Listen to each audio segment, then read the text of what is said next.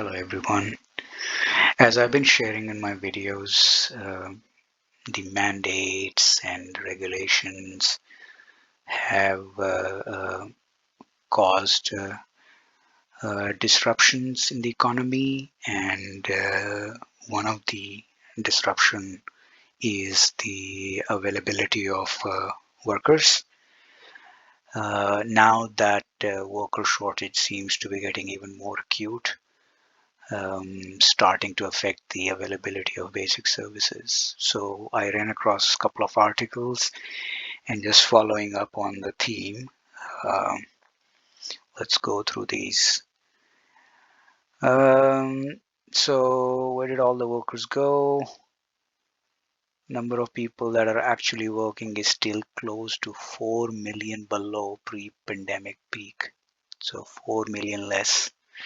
And if I recall from the old numbers, I could be wrong, the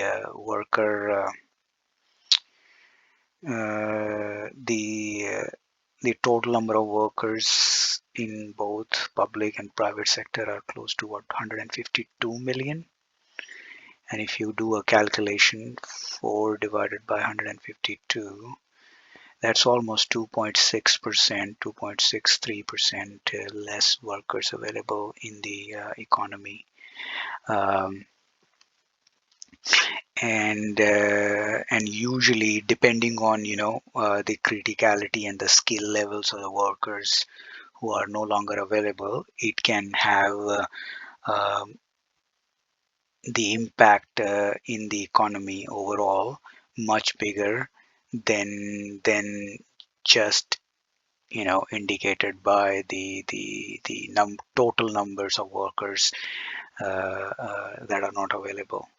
So to give you an example, if let's say the impact is to um, workers in chip manufacturing solely, then those chips that are used to in cars or manufacturing refrigerators, TVs, whatnot, they all get impacted.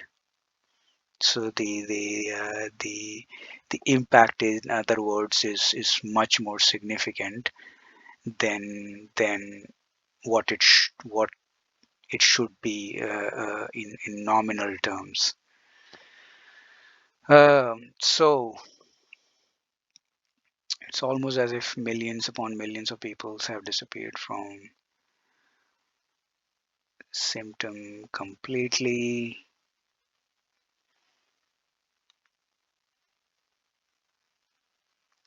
Big banks are temporarily closing a lot of branches due to lack of staff.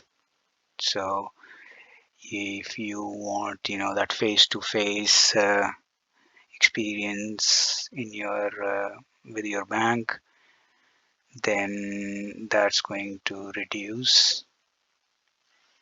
Bank of America is telling their customer that some branches may be shut down for an extended period of time. I haven't gone through these links myself yet, but these links might have even more details, like how many branches altogether and for how long of a period they will not be available. Even more alarming is what staffing shortages are doing to hospitals across the nation. So qualified personals are having really difficult time delivering basic services. Some facilities are going into bankruptcy. In fact, there was an article I covered in my video maybe a week back where a hospital had to let go 20% of the staff, but that 20% was enough to shut down the hospital.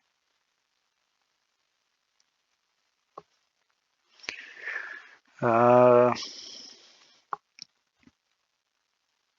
because of such lack of nurses, that any that become available are often subject to bidding wars, and those with the biggest checkbooks end up winning.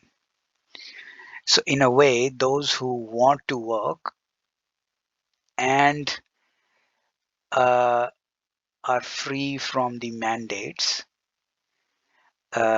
actually get uh, into a bidding war with these staffing companies. So wage wage inflation, you can say, and that will reflect in the total cost of that service. But I guess from these hospitals' perspective, that wage inflation um, is acceptable and better than shutting down the whole hospital.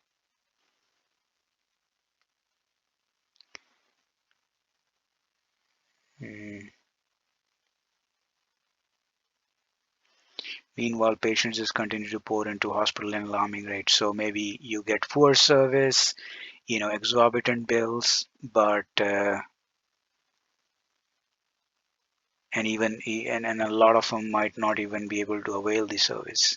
So higher bills, poor service, and maybe less availability of service itself.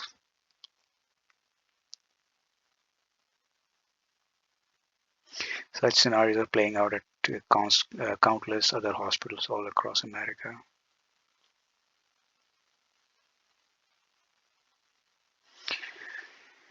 Two-thirds of the nurses surveyed by American Association of Critical Care Nurses said their experience during pandemic have prompted them to consider leaving the field. Two-thirds are thinking of leaving the field, and 21% of those polled in the study for American Nurses Foundation said they plan to resign within the next 6 months. Another 29% said they might. So 21% have already made up their mind. Another 29% say they might. So it's potentially can get worse unless things get back on track. Air travel is another industry that experiencing unprecedented nightmares due to service severe staffing shortages. And I have been closely following this one over last few weeks. I think I covered this in yesterday's vlog as well. About 2,400 um, flights got cancelled over 2 days, or Christmas weekend, 2-day weekend. Yeah, 2,400, and a lot of people were not able to see their near and dear ones because of that.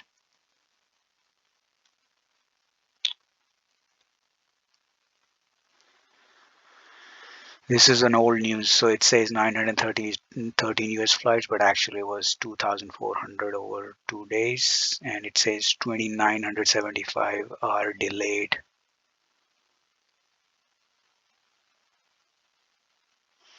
This is a crisis that's not going to be cleared up anytime soon. It may get worse because if there are more mandates, more regulations, it may get even worse. Moving on, another prime example as well.